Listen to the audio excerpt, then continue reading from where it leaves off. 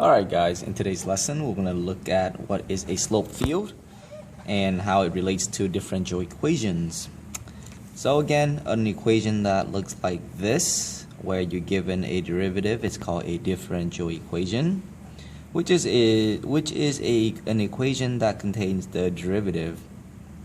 Now remember that to solve a differential equation means to find the antiderivative of the given function.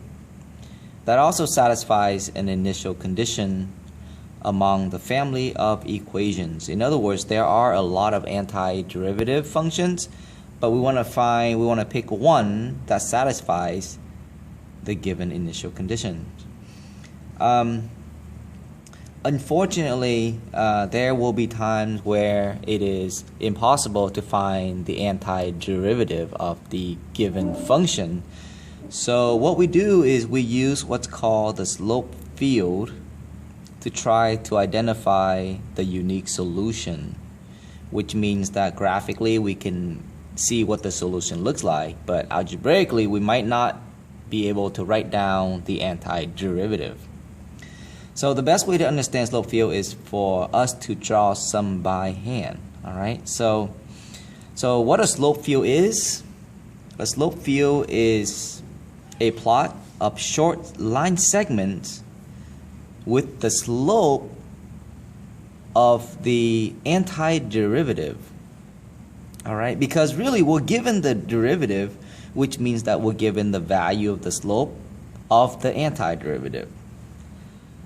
So here is a typical example. We are given an equation, a differential equation, and let's go ahead and sketch the slope field for this differential equation. Now at each grid point, so these are grid points, we are going to calculate the value of the derivative at that point, at those points. And then we're going to draw a small line segment. So this function spits out the value of the derivative. So like for example, every grid point on the y-axis has x values equal to 0. This derivative involves only x, and therefore the derivative at all these points has to be 0. So sketch a segment whose slope is equal to 0, which would look like this. Okay. Each of these points has x coordinate equals to 1, and therefore the derivative or the slope at each one of these points has to be 1, because when you take x equals to 1 and plug it in here, you get 1. So you try to sketch a segment with a slope of 1. So a segment with a slope of 1 would look like that. Okay. Each of these points has x coordinate equaling to 2. So you plug 2 in for x, which means that the slope is equal to 2. So you sketch a segment whose slope is 2.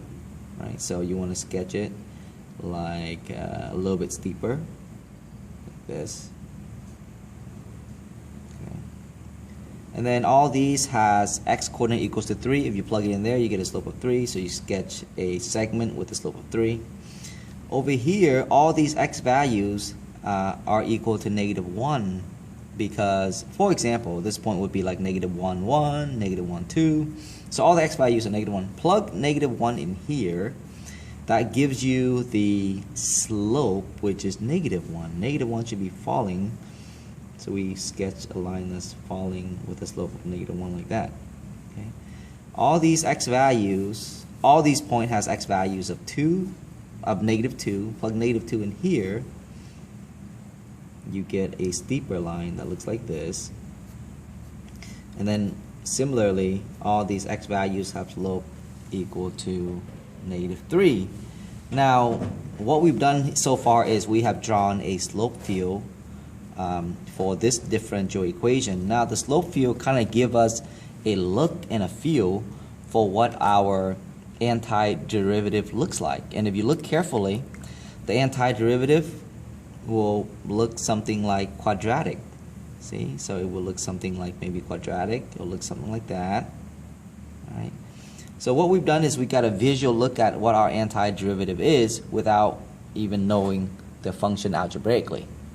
And that's what a slope field delivers. It delivers us a glimpse of what the graph of the antiderivative is if we're able to sketch the slope field. All right. What family of functions seems to match all the slope field? The quadratic family. The quadratic family. More specifically, the function y equals to x squared plus c. All right, so c could be any initial condition. Let's get another slope field. Given this differential equation, plot the slope field of the differential equation. Now, the slope field or the value of the derivative involve not only x but also y. So we have to kind of put those into perspective. All the point on the y-axis has y equals to the value depending on where the point we're looking at, but all the x values are equal to 0. And if all the x values equal to 0, then that means that you're going to have 0 over something, and 0 over something is 0. So 0 over 2, that's 0. 0 over 1, that's 0. Now 0 over 0 is undefined. So undefined, leave it blank. All right. 0 over -1 is 0. 0 over -2 is 0. Good. All these points, make sure you read off the x and the y coordinates. For example, this point has an x coordinate of 1, but a y coordinate of 0. So you're looking at a slope that's undefined. Okay? This point has an x coordinate of 1, but a y coordinate of 1, which equals to -1 because of that extra negative. So you want to draw a slope that looks negative. All right, a slope that looks negative would look something like this. -1 more specifically. This point is the point 2, 1, 2. 1, 2. So the slope is a half, which is less than 1. So you want to sketch the slope as a half. This point down here is the point 1, -1, which will cancel that out and it provide you with 1. This point is the point 1, -2, 1, -2. So you really get 1/2. So you get a half, which looks like this. Okay. This point right here is the point that has y value of 0, so it will be undefined. And maybe we can sketch all these undefined because all those has y value equals to 0. Let's try this point. This point is the point 2, 1. 2 is the x value, 1's the y value. Plug that in there. You're going to get a slope of -2, so it's going to be pretty steep, -2. Okay. This is the point 2, 2. Which if you plug it in, you have -1. So you're looking at the slope that looks like a slope of -1. Plugging this point in, which is the point 2, 1. 2, 1, you're looking at, 2, -1. 2 over -1 is going to make it 2. So it will look pretty steep, right?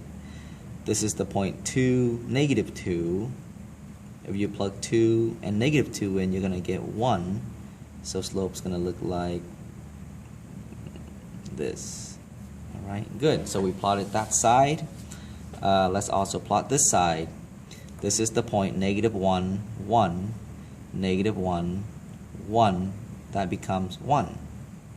So draw a line segment with a slope of 1. This point is the point 1, 2, 1, 2, which is -1/2. So draw a line segment with -1/2.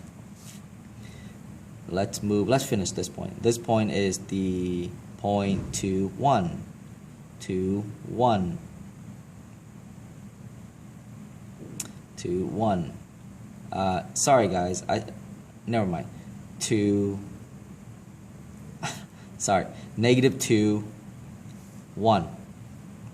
Negative 2, 1. And negative 2, 1 is 2. So draw a line segment with a slope of 2. Negative 2, 2. Negative 2, 2, which equals to 1. So draw a line segment with a slope of 1. Let's go down here.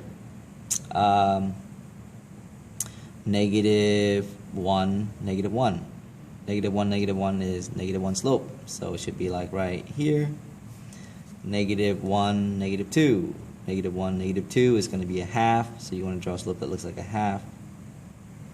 Negative 2, negative 1. Negative 2, negative 1. So draw a slope that looks like 2. Negative 2, negative 2. So draw a slope that looks like 1. Alright? And so this is a slope field. It gives you an idea of what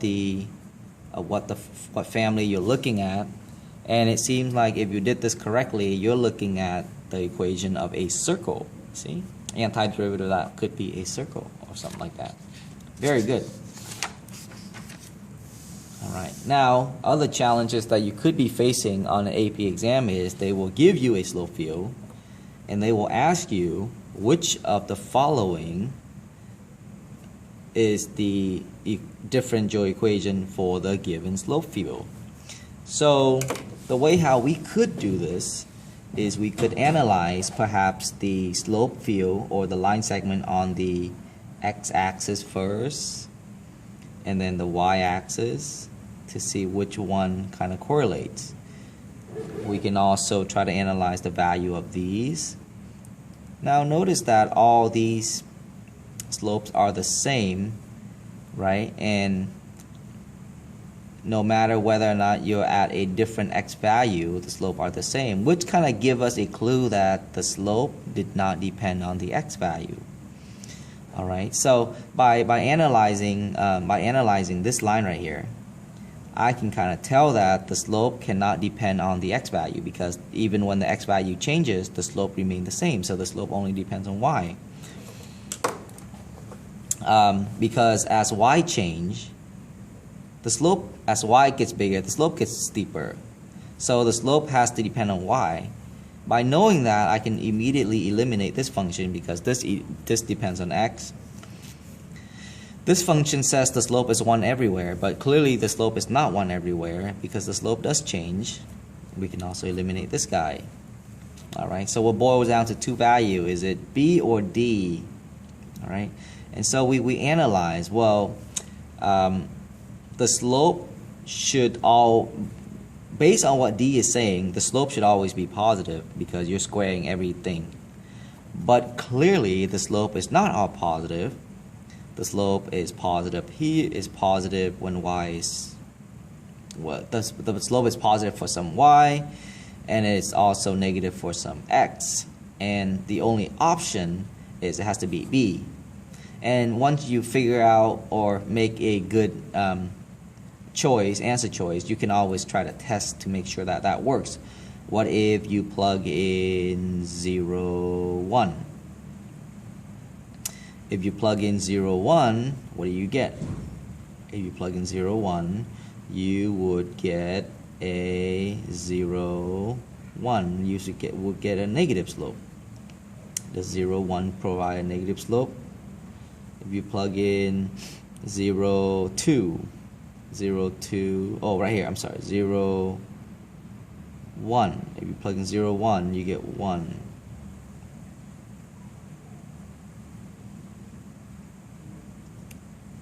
I take that back, guys. I don't know what I was looking at, but all these slopes are positive.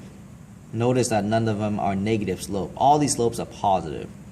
So it can't be this, because this tells us that slopes are positive and negative based upon where our point is.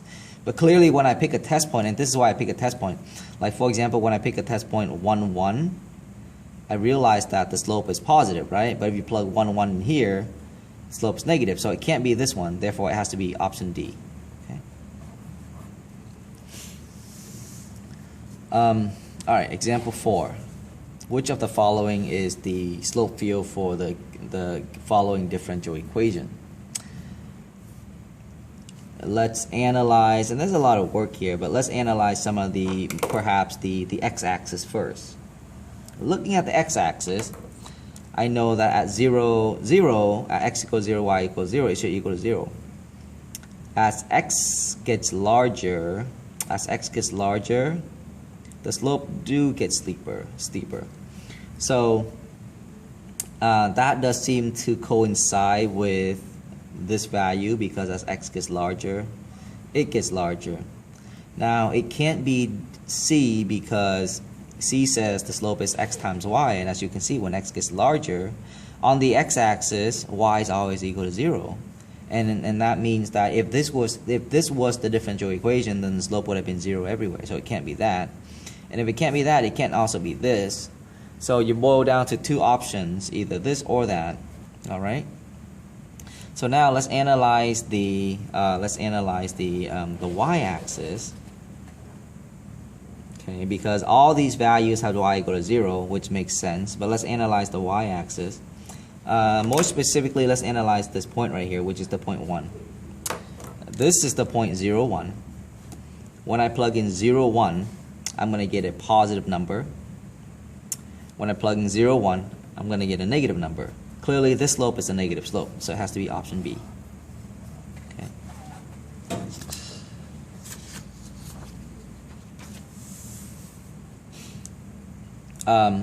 All right. Sketch the path of the unique solution if the graph passes through 0, 1. We're given a slope field, and the author wants us to sketch the path of the solution if the solution passes through 0, 1. What you do is you plot 0, 1, which is right here, and then you sketch the graph that goes through 0, 1 and follows the slope field. So I'll go like this.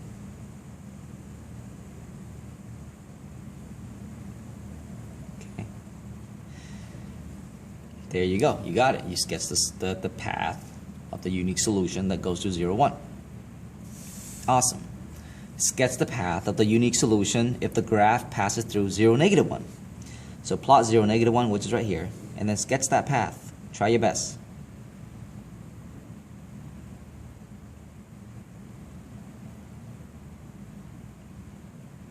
Okay, there you go. Which family of functions do these two graphs resemble? Well, they resemble the exponential family. Exponential function.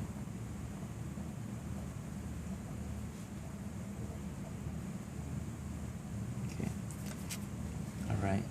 And then it says, given dy equals to dx, dy over dx equals to y. Verify your answer analytically. So this is where we solve using separation of variables.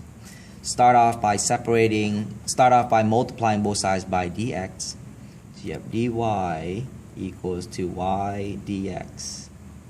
And then you want to divide both sides by y. So you have 1 over y dy equals to dx. Okay. And then you integrate both sides. So you integrate this. And then you also integrate this. The integral of that is going to be ln of y.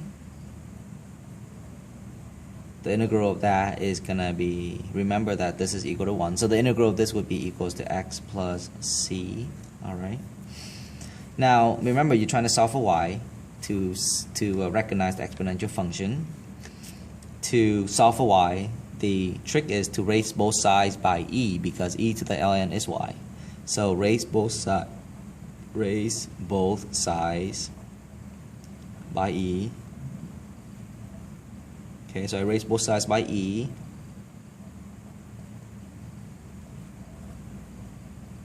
Okay. What I'm going to get here is this is going to produce me with y.